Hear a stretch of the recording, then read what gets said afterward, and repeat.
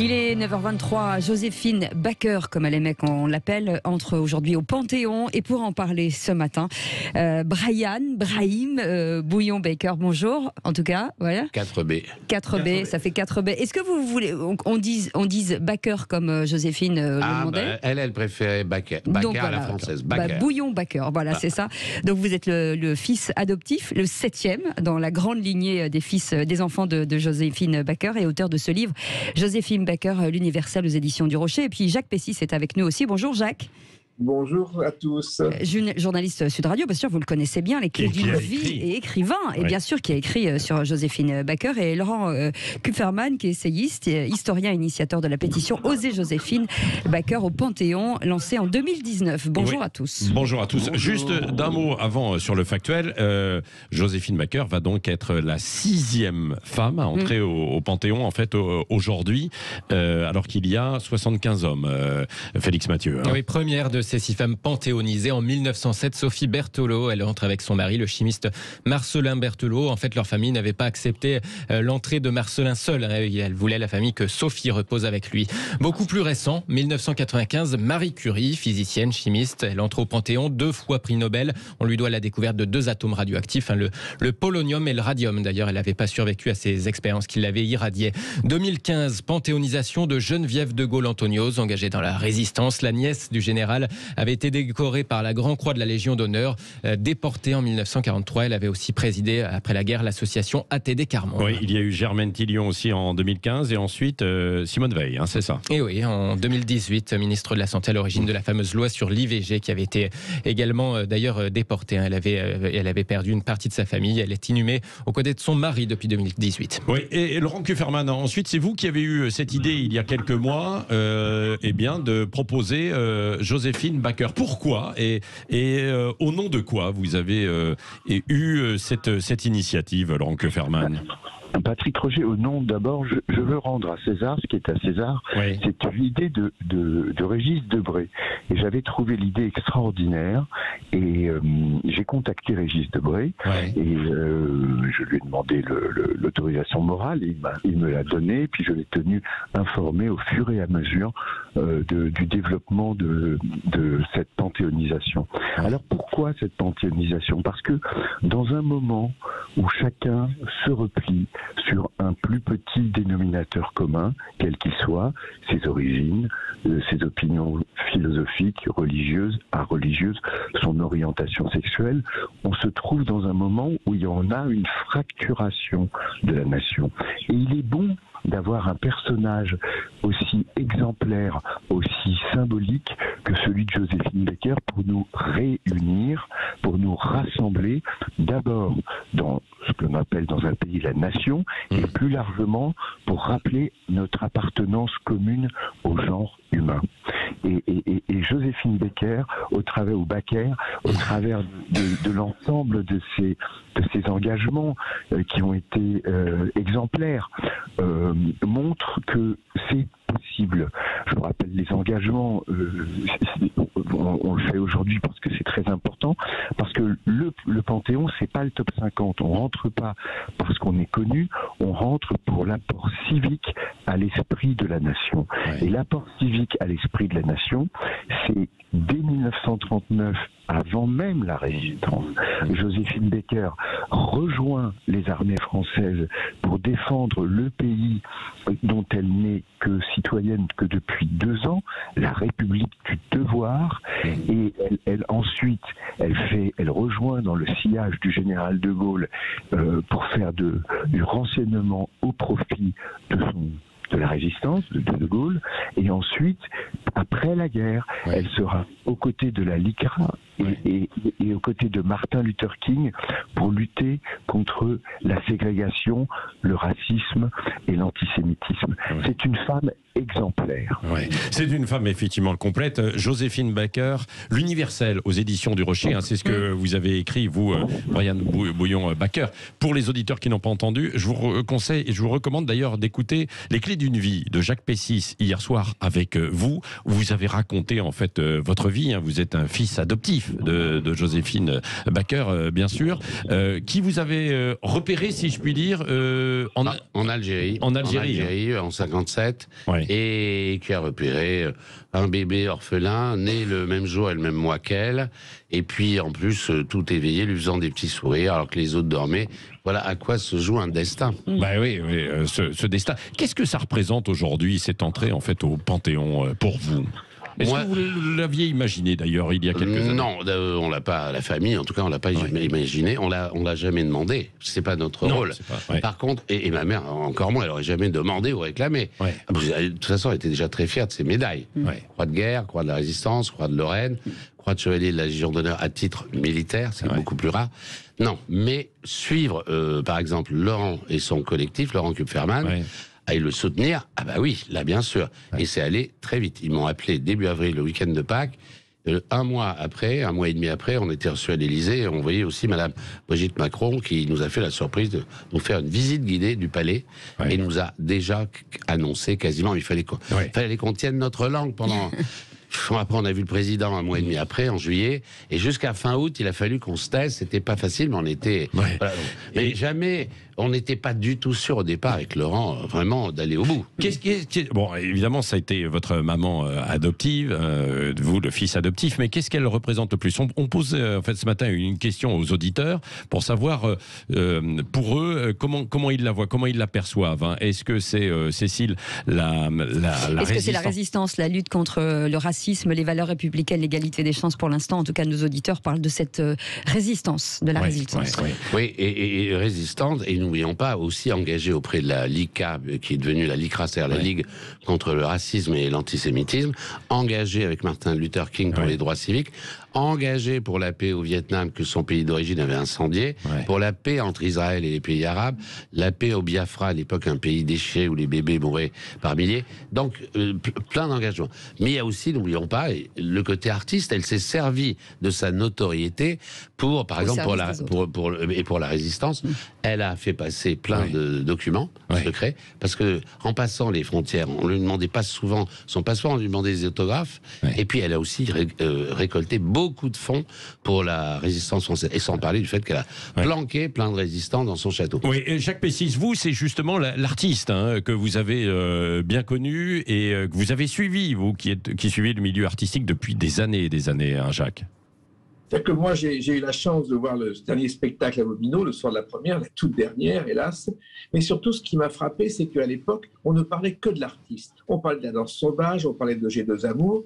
Et il y a une quinzaine d'années, quand j'ai fait ce livre, tout ce qui est aujourd'hui, ce qui fait Joséphine aujourd'hui, on n'en parlait pas. C'était pas dans l'air du temps. La résistance, oui, peut-être. Le racisme, peut-être. Et aujourd'hui, elle est parfaitement dans son époque. Et c'est pour ça, à mon sens, qu'elle rentre au Panthéon. On découvre enfin la vraie Joséphine, qui est effectivement une femme unique. Alors, si on n'en parlait pas, est-ce qu'elle-même, justement, ne le revendiquait pas aussi de cette manière ? Puis bon, c'est vrai, l'époque était, quoi qu'il en soit, aussi différente, Jacques.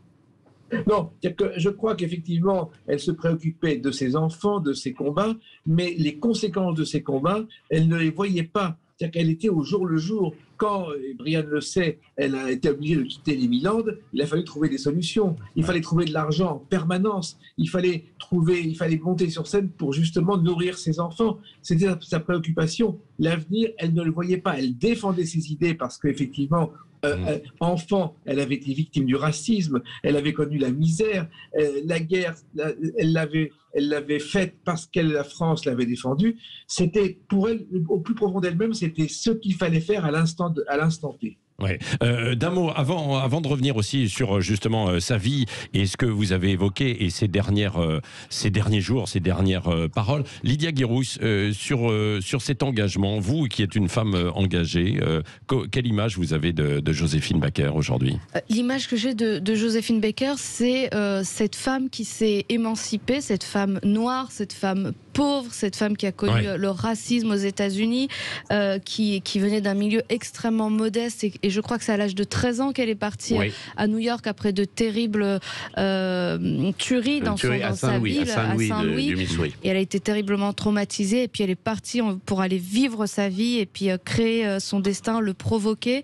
Et donc c'est cette femme qui a toute sa vie finalement été dans la lutte pour la fraternité, l'égalité, la liberté, mais aussi qui représente l'universalisme en fait. Pour moi, Joséphine Baker, c'est ça, c'est l'universalisme.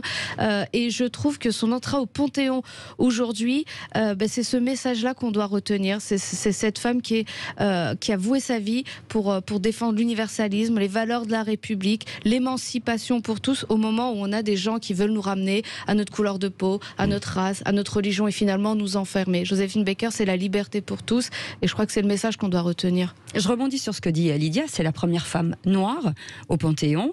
Brian Bouillon-Baker, il y a un symbole derrière tout ça. Oui, encore. Alors, d'ailleurs, je reprécise, tout le monde dit toujours noir, n'oublions pas qu'elle avait un père blanc. Oui. Donc, en réalité, elle était métisse.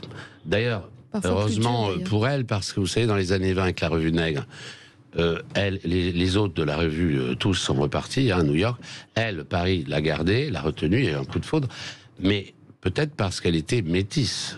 Si elle avait été noire avec des traits nègres, elle serait peut-être repartie. Bon, mais ça a été très fort. Et sinon, on peut dire que effectivement, c'était une jeune femme libérée, qui est énergique et qui a fabriqué son dessin et qui est devenue très vite. À partir de la montée du nazisme et de l'antisémitisme en Allemagne, en France, en Italie, en Angleterre, partout. Et là, elle a commencé à avoir une conscience, en fait. Allez, on va continuer avec vous, Brian Bouillon-Baker, Jacques Pessis, également dans un instant. Et on reviendra peut-être, ce que vous avez raconté chez Jacques aussi, cette dernière soirée, vous l'aviez eu en fait au téléphone, je crois. Oui. Oui. Voilà, on y revient dans un instant. À tout de suite, et vos appels, 0826 300 300. Justement, nous revenons bien entendu sur cet hommage, un grand hommage aujourd'hui au Panthéon de Joséphine Baker, qui rentre aujourd'hui au Panthéon avec son fils, Brahim Bouillon-Baker. Voilà, on est passé à 4B, fils adoptif bien entendu, auteur de ce livre, Joséphine Baker, l'universel, aux éditions du Rocher. Et puis Jacques Pessis, le journaliste Sud Radio, est avec nous, et Laurent Kupferman, qui est l'une des personnes qui a lancé cette pétition sur Oser Joséphine au Panthéon en 2019. Oui, alors il y a le Panthéon, mais il y a aussi le métro. Il va y avoir une station de métro qui va être inaugurée tout à l'heure. Vous allez y aller, dans quelques minutes. Oui, dans quelques minutes. 10 heures. Alors, où ça et pourquoi ? Alors, métro Gaîté, j'ai proposé au nom de la famille à Paris. Le métro Gaîté sera sous-nommé Joséphine Baker, car la rue de la Gaîté, c'est la rue de Bobino, le dernier théâtre où ma mère s'est produite, en 75. Au bout de la rue de la Gaîté, il y a la place Joséphine Baker. Et puis, le nom de ma mère et le mot Gaîté, ça colle, c'est populaire. Les gens passeront dans le métro, auront une pensée quand ils passeront à la station Gaîté à ma mère. Oui, voilà, Gaîté, Joséphine tout à l'heure, à 10h, inauguration. Tout à l'heure, et vous allez y aller. Justement, un mot de cette dernière représentation à Bobino. Vous l'aviez eu dans les dernières heures, en fait. Je l'ai eu, moi, au téléphone.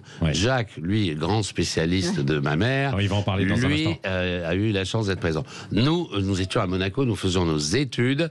Jean-Claude Brialy avait conseillé à ma mère, et lui avait dit non, ne fais pas venir les enfants, ils font leurs études, ils viendront fin juin, début juillet, et encore par groupe de 3-4, parce que tu es fatigué, répétition.